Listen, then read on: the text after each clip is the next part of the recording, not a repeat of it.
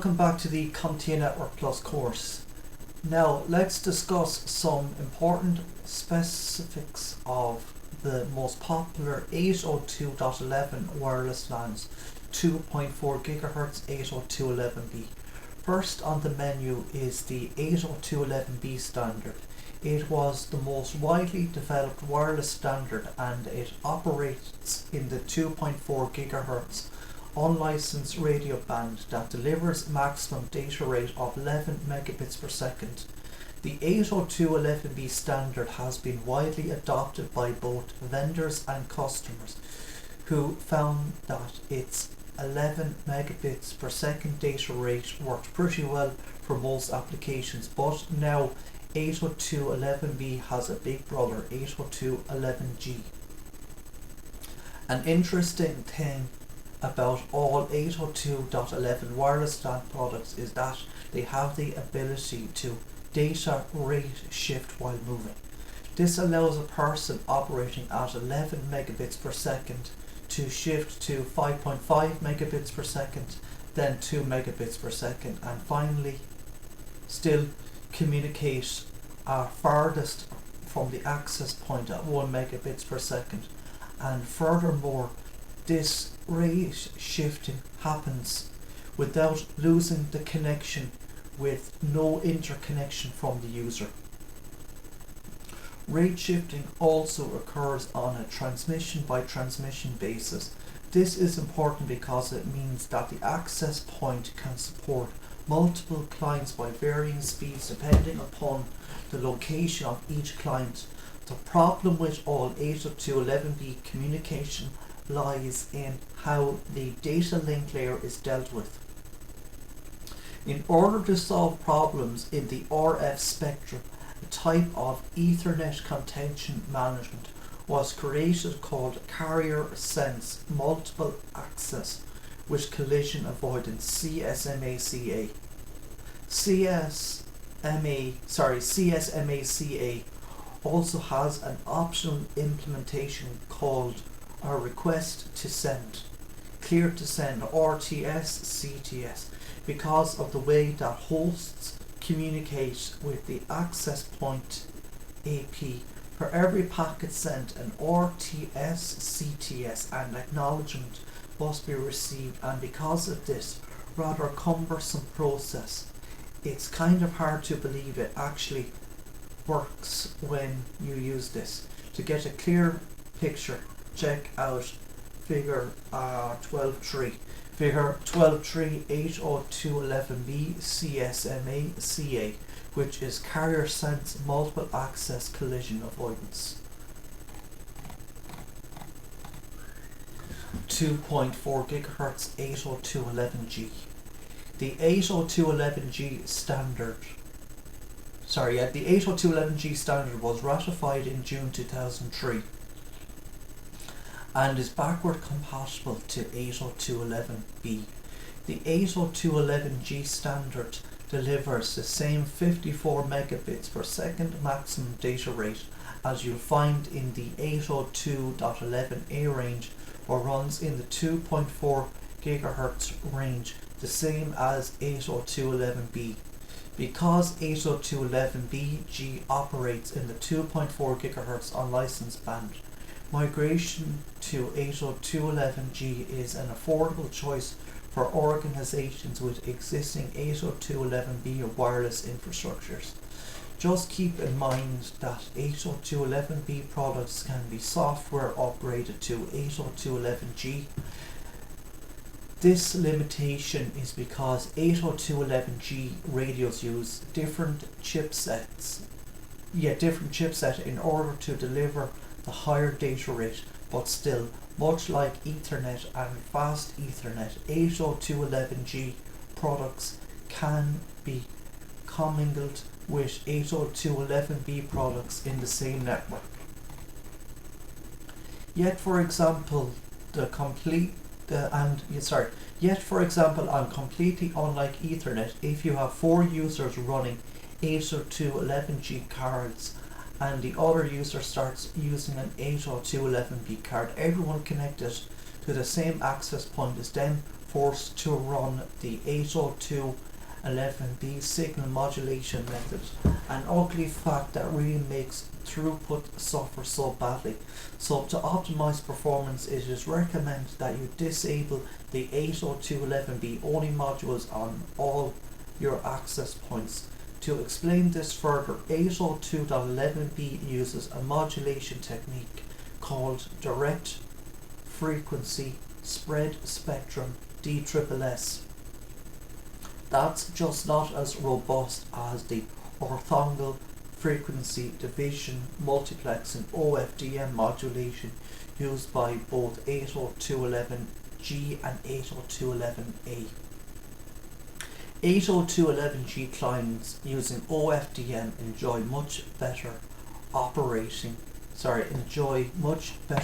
performance at the same ranges as 802.11b clients do. And remember this, when 802.11g clients are operating at the 802.11b rates, 11 megabits per second, 5.5 megabits per second, 2 megabits per second and 1 megabits per second, they're actually using the same modulation 802.11b uses.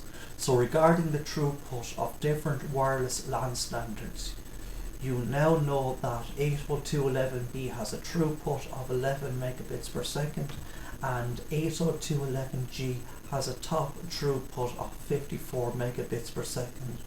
But with that said, do you really think we're actually getting that type of throughput? The answer is absolutely not.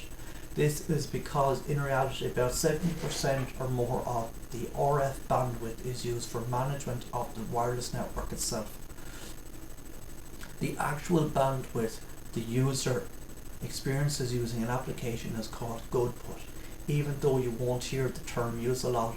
Just remember that goodput refers to the actual data throughput, not the theoretical number that the standard describes.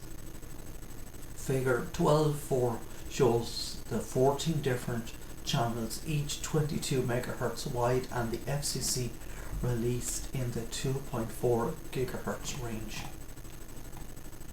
In the United States, only 11 channels are configurable, with channels 1, 6 and 11 being non-overlapping.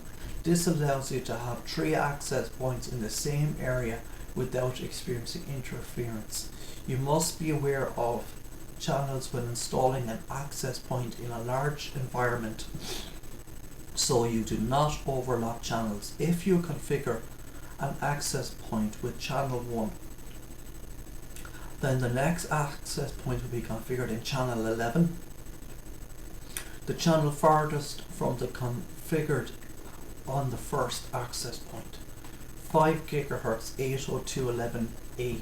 The IEEE ratified the 802.11a standard in 1999, but the first 802.11a products didn't begin appearing on the market until late 2001, and boy were they pricey. The 802.11a standard delivers a maximum data rate of 54 megabits per second with 12 non-overlapping frequency channels. Figure 12.5 shows the UNII bands.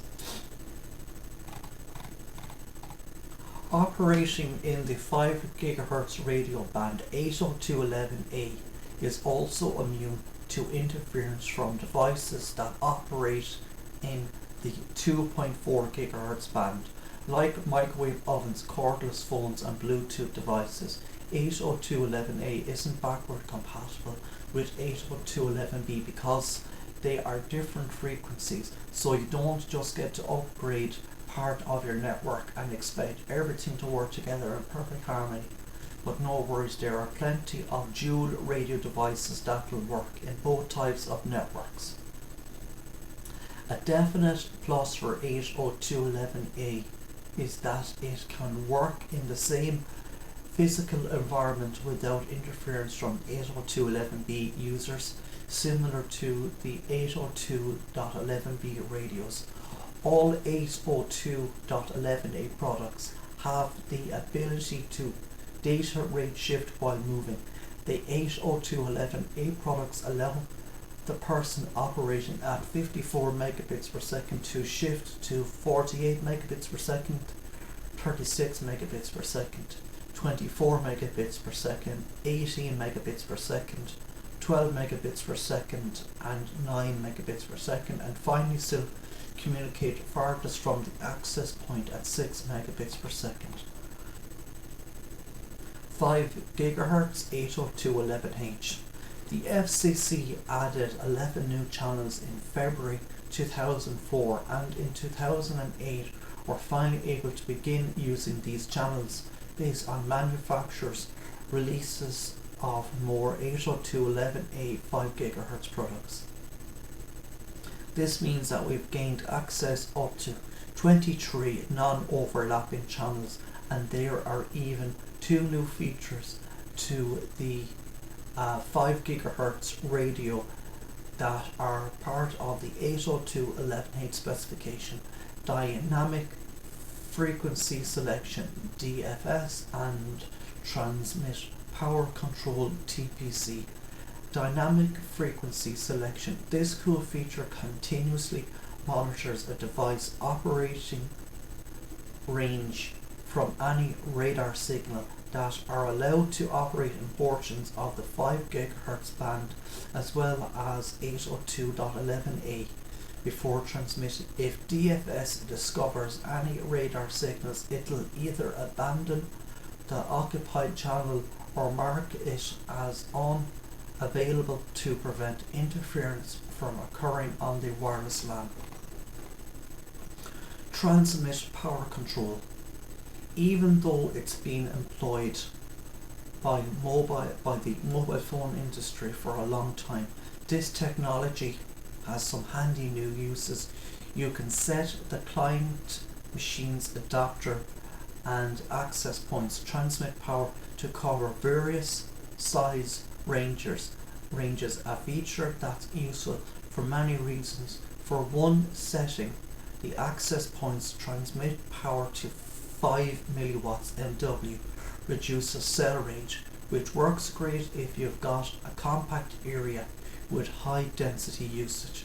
Further advantages include the fact that TPC enables the client and access point to communicate with less power.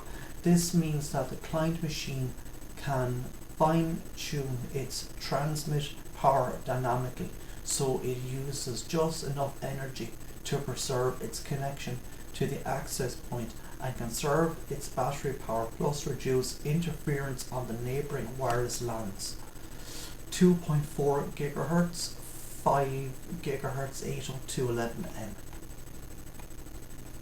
802.11n builds on the previous 802.11 standards by adding multiple input, multiple output MIMO, which enjoys multiple transmitters and receiver antennas to increase data throughput.